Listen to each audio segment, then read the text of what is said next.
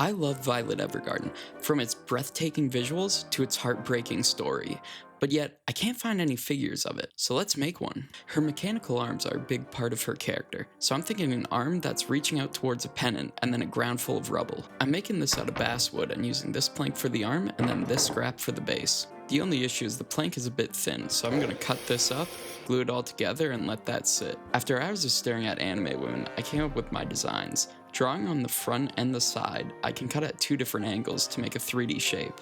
I bring my pieces over to the bandsaw and start cutting out the top view. The saw is amazing for cutting complex shapes and curves. Then I take the pieces I just cut off and hot glue and tape them back on. This may seem counterproductive, but it gives me a flat surface to start cutting out the side view.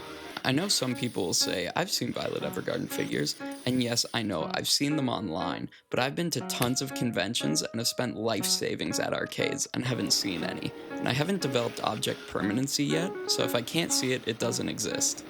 After that rant, I finished cutting out my thumb and my fingers on a scroll saw. This saw isn't as powerful as a bandsaw, but it's better for smaller pieces and for doing more tight curves. I did make one mistake with this arm, and that's that this piece should actually be on the other side. So I think the easiest way is to cut this thing right in half and then work on it as 2 separate pieces. I'm going to start shaping up my arm pieces, and to do that I'm going to take my chisels and just slowly carve away at the outside to make it more rounded. Takes a while, but by the end I have 2 pieces that together kinda looks like an arm. Then I work on the hand, which is a pretty similar process, except for because it's much smaller and more detailed, I end up using carving tools instead of my chisels. I realize here that my fingers are a little bit too thick, so I take them to the table saw to cut them down, which is a little sketchy. Honestly, I might be needing this prosthetic arm by the end. Then to shape them up, I'm going to use the same carving tools that I used to shape up the hand. But not only that, I'm going to pin each of these joints together with dowels. The reason for this is I don't just want a cool figure, I want all of the joints on this to be fully posable. Okay, another issue happened. So I didn't think about it, but the wood gets pretty thin around here and the dowels are pretty thick. So they look fine, but if you look closely, you can see that there's a lot of chipping and some of these are just split in half, and if I pull on this one, it snaps right off. So I'm gonna need to think of something that can fix this. And that something is nails.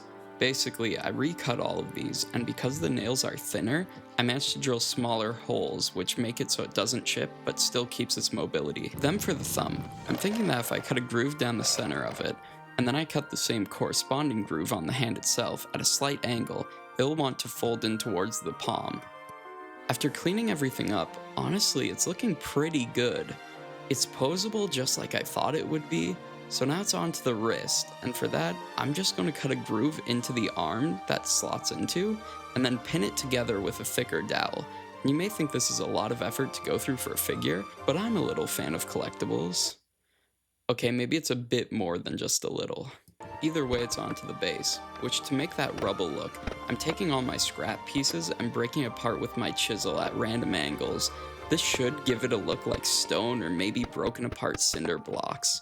Now if I just push all of this rubble onto the base here, and have the arm reaching out towards the pendant, oh yeah, the pendant, well I'll just mark it, cut it out on the scroll saw like I did for the fingers, and then shape it using some carving tools and chisels. I start getting everything ready for paint with some rasps and sandpaper, and it's not a hard job, but it does take a while to get into all those nooks and crannies.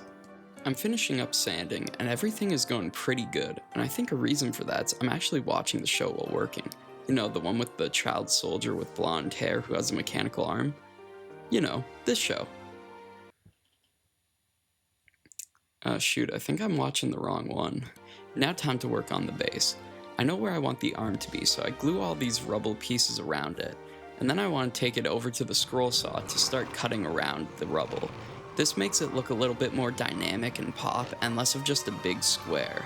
I can't fully finish it off on this, so I'm going to need to finish the rest with a handsaw afterwards. Next I want to prime all my pieces. Spray the arm with the silver spray paint. Spray the base with this brown, beige, gray color, I don't know. Then I take a collection of greens to paint the gem and add a clear coat. I use a collection of grays and black to start detailing the arm.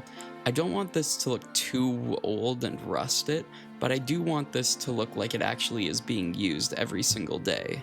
Then with some browns and some of the leftover gray, I start detailing the base to try to make it look like actual stone. I put a thin dowel to hold up the pendant, but I need to run a thin string through it to actually hold it up there. I got this string, but it's a little bit too light for me. So I got half a container of instant coffee and started boiling it down. This should dye the string to get me the darker color that I'm looking for. After boiling for about 10 minutes, I kinda do wonder what this coffee is gonna taste like.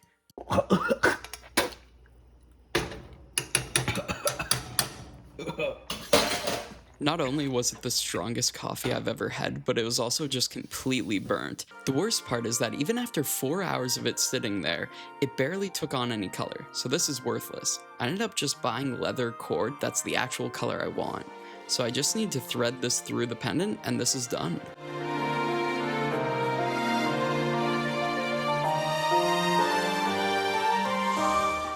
Well, that's the project. If you liked it, make sure to leave a like and subscribe down below. Also leave a comment down below what you want to see me do next. And with that, I'm done. See ya.